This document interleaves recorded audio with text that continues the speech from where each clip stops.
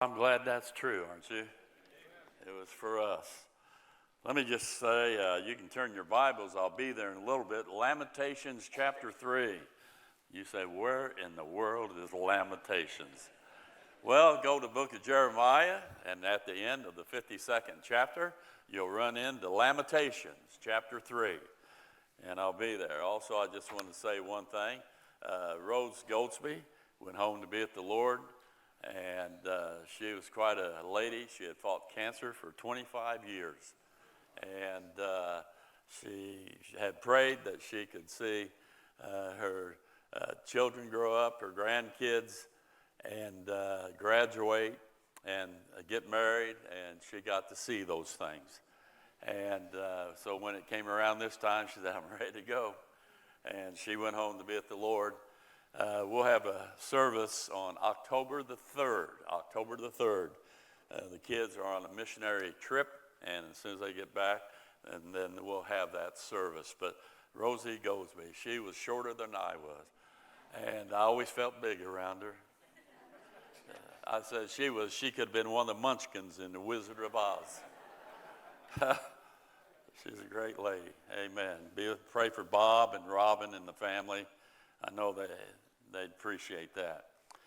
And I'll be there in Lamentations just a moment. Title of my message this morning is, So You Think You're Having a Bad Day. So you think you're having a bad day. Think again. I want to show you somebody that is having a lot worse day than we could ever have. Life is unfair. We live in a fallen world. We live among fallen people. And we have attacks, trials, hurt, health problems, divorce, death, a fall, financial problems, crises. All these things come crushing down on us all the time. I'm grateful that there were some great Old Testament people that were examples for us, that we could be able to apply it to our life.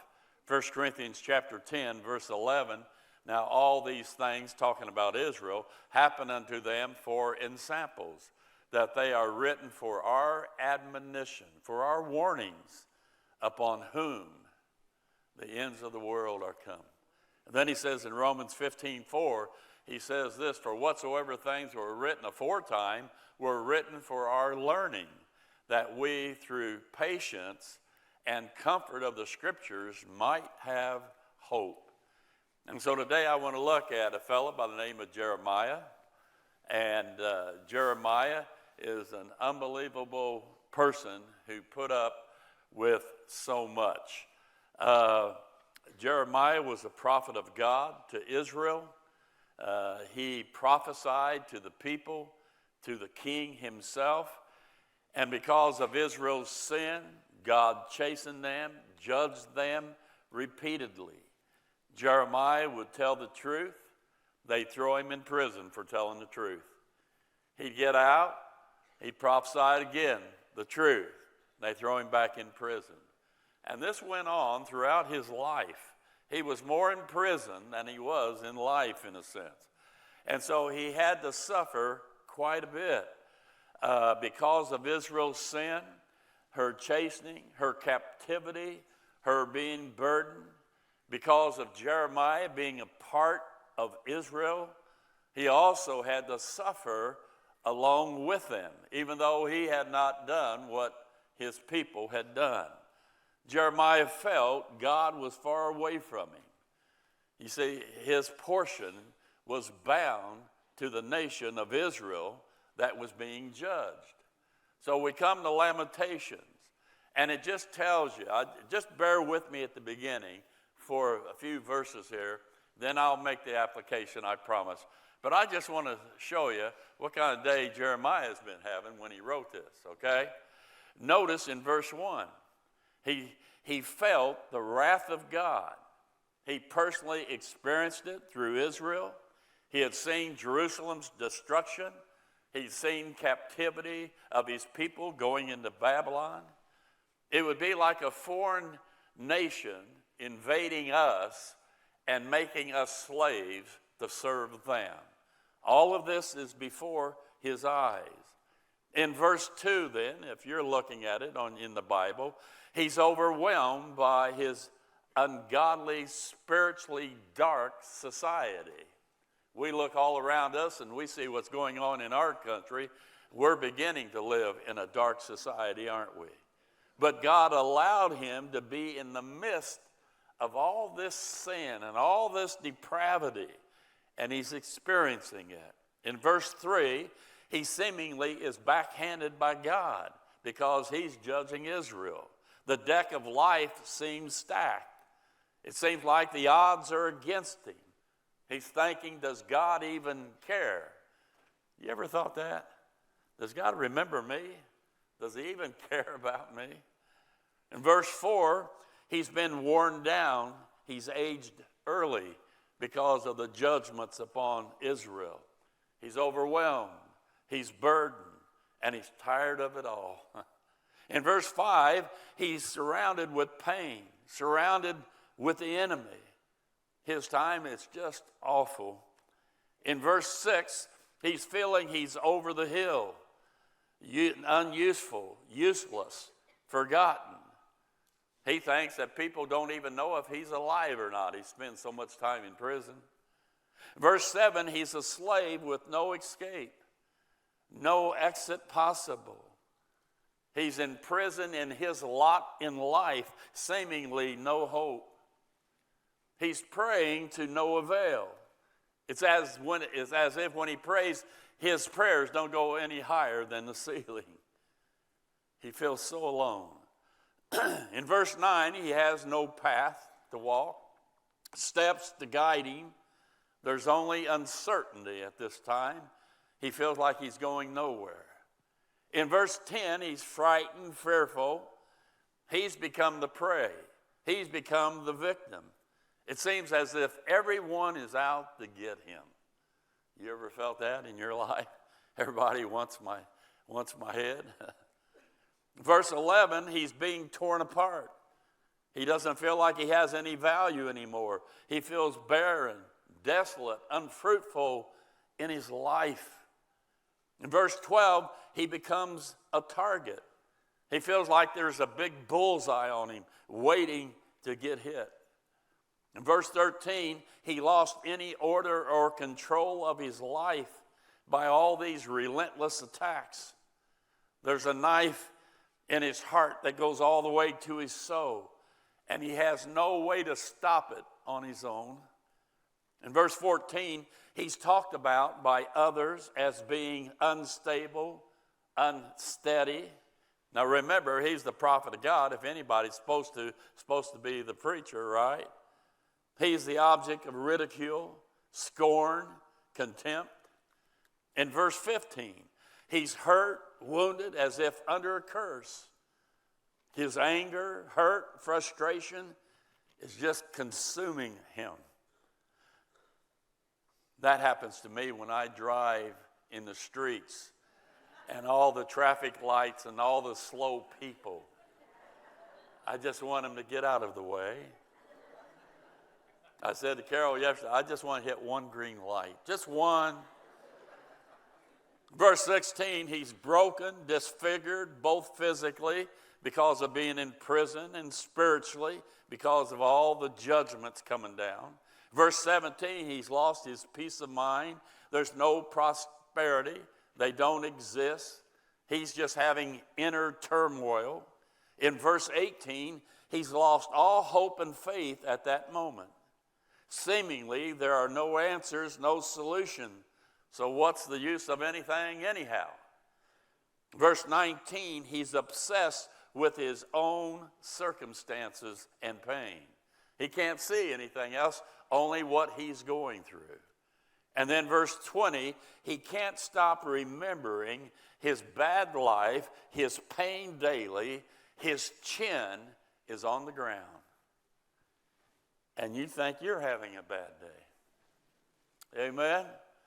Jeremiah is having a bad time. It's rough. And he didn't call it up on himself. It was just part of life and where he was stationed at that time. I've told you before, but I like it. Many years ago, a fellow by the name of Jack Hudson, He's an old-time preacher. And he said he was at church, the office, had a lady get all over him for doing something wrong. He had somebody else get him. He did that. I mean, it's a horrible day. He went home, and his wife said, honey, I'm sorry to tell you, but he lived in a trailer. He said, our John's all stopped up. It's not flushing. So he got underneath the trailer, and he got there working on the pipes, and it came loose, and all the stuff came down on him. Yeah. And while he's down there, he realized all this going on. He just looked up to God, and he said, let her rip. Whatever you're going to do, it can't get worse than that. Let her go. Notice verse 21. Verse 21. This I recall to my mind, therefore have I hope. Wait a minute now. In the midst of everything he's going through, he stops circumstances focus, and he reminds himself of God. And that gave him a twicker of hope here. Notice the first part of verse 22. It is of the Lord's mercies that we are not consumed. He begins to see God in it. God's mercy means he refrains from punishing the guilty. He pities one with forgiveness. It means to act kindly to the undeserving. Just like us, we deserve to go to hell. But it states in Titus 3:5, he said this, not by works of righteousness which we have done, but according to his mercy, he saved us. Thank God for his mercy. We were lost. He could have condemned us if he wanted to, but he bore our sins. We've often failed, but he's loved us unconditionally. We've at times acted ungodly, but he still accepts us as his own in Christ. A woman was looking in a mirror, said to her husband, this mirror doesn't do me justice. And he said, you don't need justice, you need mercy. Mercy. And we don't need justice. We need mercy. Amen. Anything that comes to us good is of God's mercy. And a good thing about him giving us mercy, Ephesians 2:4 says this here, but God who is rich in mercy, thank God. He's a merciful God, isn't he? So the first thing he reminded himself that God is a God of mercy. The second thing he reminded himself in verse 22, he says this, because his compassions fail not. The second thing is, God amazingly has deep feelings, sympathy, emotions for us because he loves us. When we are in trouble, he has the desire, the heart to help us. God is a compassionate God. You know, the Bible talks about Jesus, and it states this, the Lord saw the multitudes and was moved with compassion. If you're here and you're saved today, if he loved you while you were a sinner, don't you think he has compassion for you as a believer? You know as well as I do, there's nothing that can separate us from the love of Christ. Thank God for that truth. God has compassion for the faithful, the lonely, the physically weak, the down and out, the divorced, the failure, the immoral fallen, the drunkard, the wayward, the addict, the hurting, the struggling, the overwhelmed, the sinking, the hopeless, and you and me. He truly cares. I really believe, as I studied the Bible over these years, I really believe and think that God feels sorry for us for living in sinful flesh. You see, when we get saved, we're guaranteed total salvation. But when we first get saved, we don't have total salvation yet.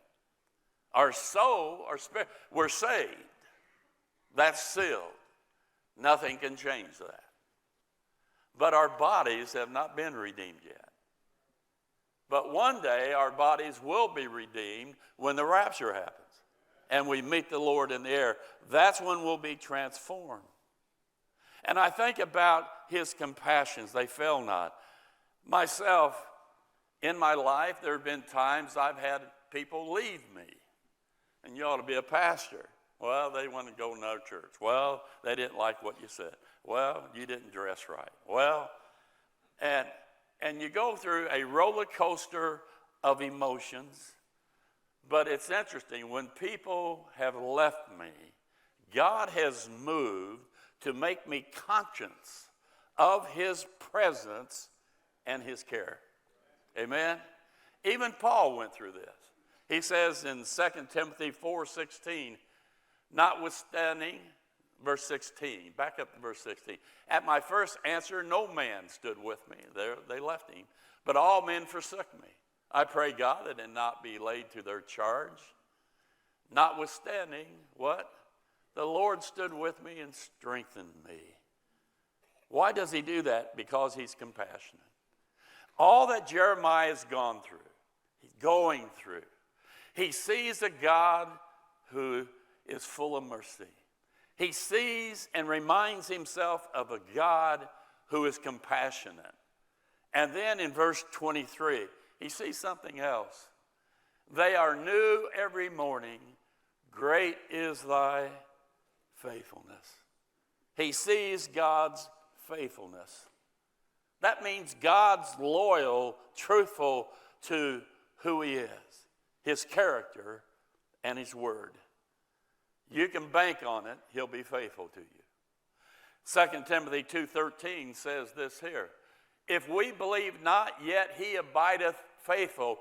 He cannot deny who he is himself. Isn't that good to be able to know that? And as you look back, God's been faithful to us. He's been faithful in our salvation. Faithful when we're tempted. Faithful when we're going through stuff and trials. Faithful in providing our every need. You know, sometimes he doesn't step in and remove the, that's good. Doesn't step in and remove the consequences of what we've done. We reap what we sow, people. We do. But he is faithful. He will be there for us in providing. I look back over my life, and being in the ministry, you don't go out and you have another couple more jobs or whatever, at least from our circles. Nothing wrong with being bio-vocational. I understand that. I did that for a couple years. I did concrete work, knocked on doors 3 days a week, and then had services. I understand what that's about. But it's amazing how God has used people in our life, or we would not have made it ever. Not that we have a lot, but we have everything needed. And God is good. I think of our church. I think of our offerings. Be sure to click that little box. Put something in it. Amen. Don't just stare at it. Fill that baby up. You know, we've gone from $2.2, $2.4 million indebtedness, our mortgage, just our mortgage. And it's down to $180,000 now. And that's beside all of the ministries and staff and programs, electricity. You know, I mean, heat, air. I know some of you get cold in here, but it's warm up here. And at one time here, not long ago, we had about $70,000 in the bank. And we had to have 3 air conditioners worked on, and we spent close to $70,000 on air conditioners. 2 new units and repair of another one. So each week we just hold our breath what our offering is going to be. And, like last week, I think we had $9,000 here. And thank God we had $7,000 come in online.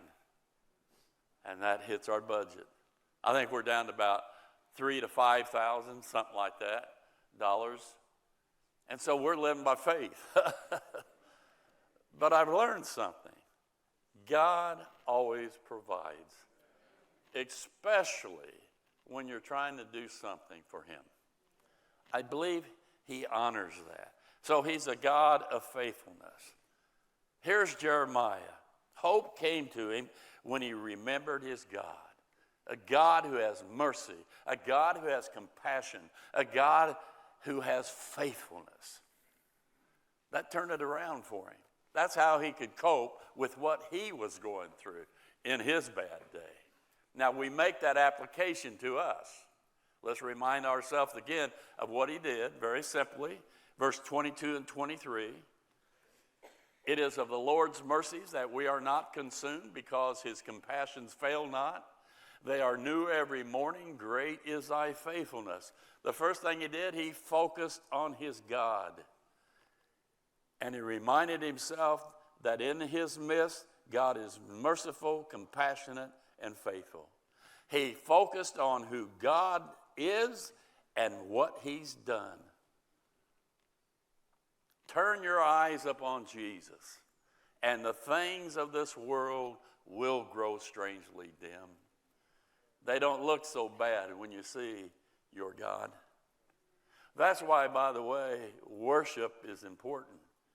A lot of people try and do away with worship. I hope we don't, ever. You know why? Because worship, we focus on him.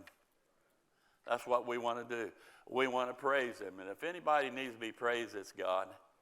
So we worship him. The second thing he did, verse 24. The Lord is my portion, saith my soul, therefore will I hope in him. There he decided God was enough for him. Amen? He decided God was enough for him. Is he enough for you? Well, you just don't know him, and you haven't applied him then, because he's more than sufficient. Amen? He's still on the throne. He knows what we need. And sometimes we don't know this or learn this truth until he's all we have. And it's when nothing else is going on, that's when we need him. We need to realize that. I remember I was at University Heights. I'd left Emmanuel, a large congregation at that time, down there. It ran about 140 people, inner city. I'm sitting on steps in the old foyer. And I'm thinking to myself, what in the world have I done? God, I feel so alone. This job is overwhelming. There is so much need here. Have no clue how it's going to be done.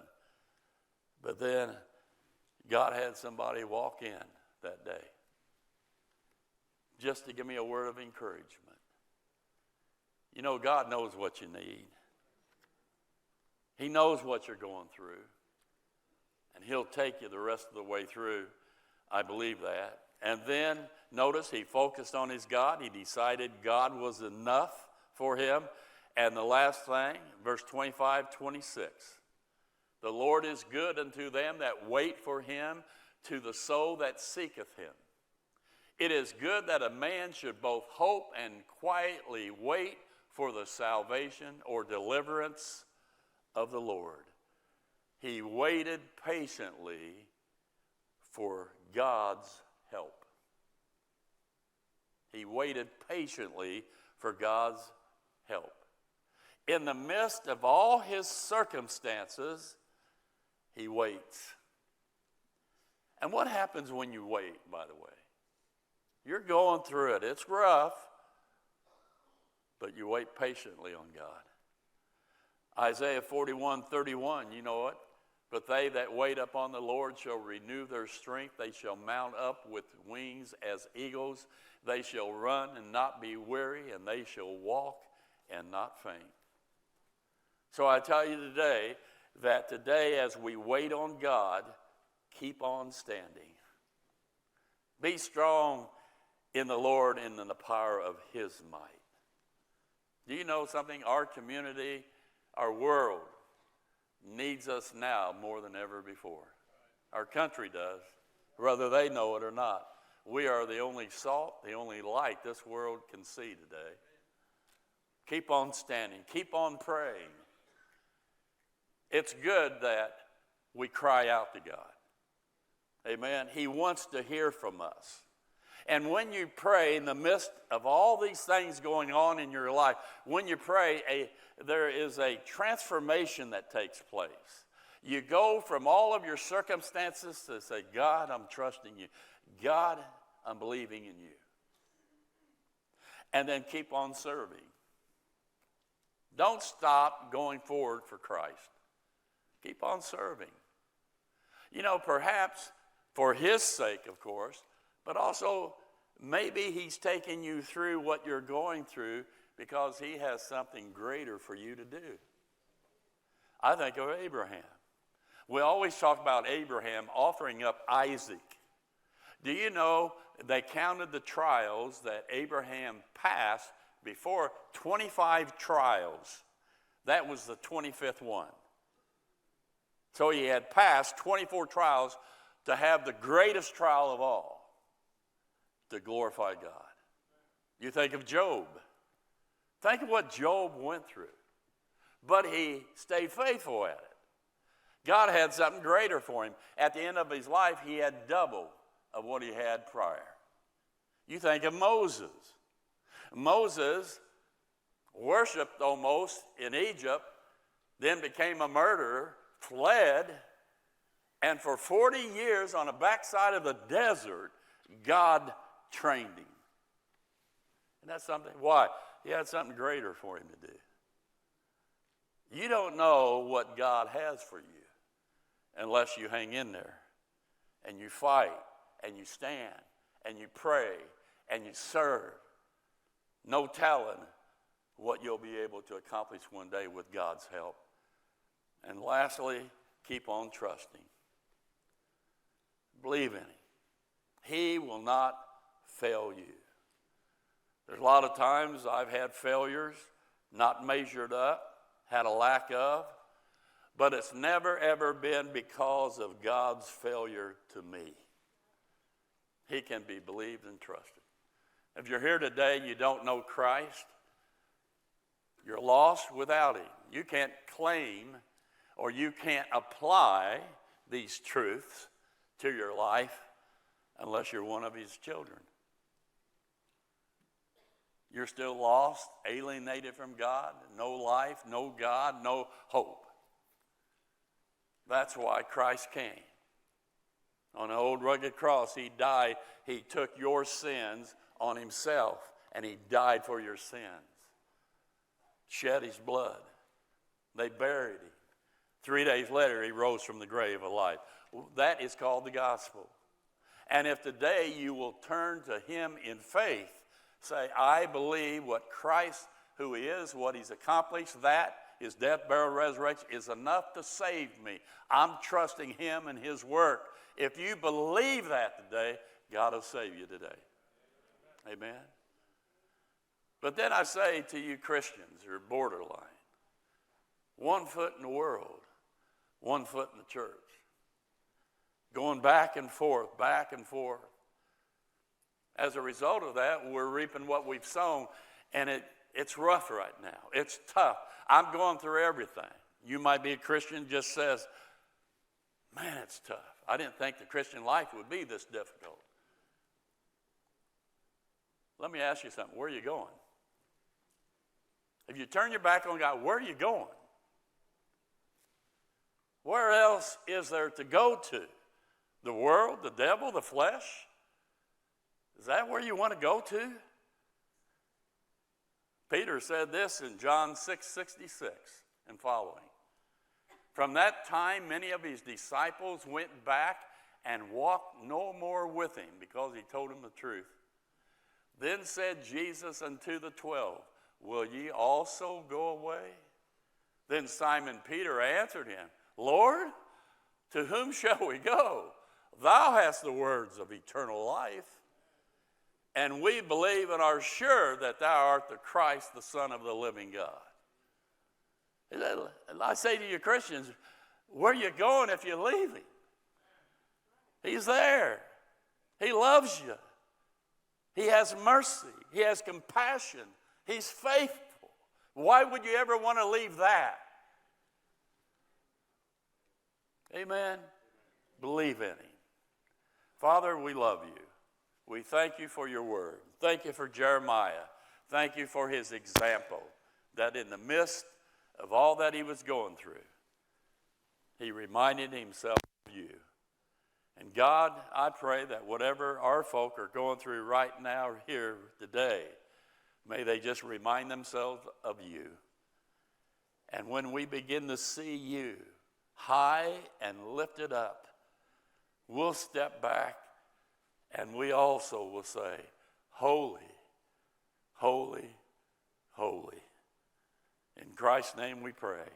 And everybody said, amen. Amen. We're going to sing a song. Stan's going to sing a song. Let's everybody stand if you would. If you're here today, you've never been saved, we invite you to come. If you're here today, you did believe in Christ, still come. Let us give you some material and you can leave. You've been here and you've been visiting. You say, I want to belong to a church that's crazy like this church. We invite you. God loves crazy people. Amen. I qualify. We invite you to come and be with us, to do something for God. Stan? Turn your eyes up. We hope you received a blessing from today's broadcast. We would love to have you visit with us in person. For more information, please visit our website at gpindy.net or contact us by phone at 317-535-3512. You can watch us live and view past services on our website, Facebook, or YouTube channel. Until next broadcast, may God richly bless you is our prayer.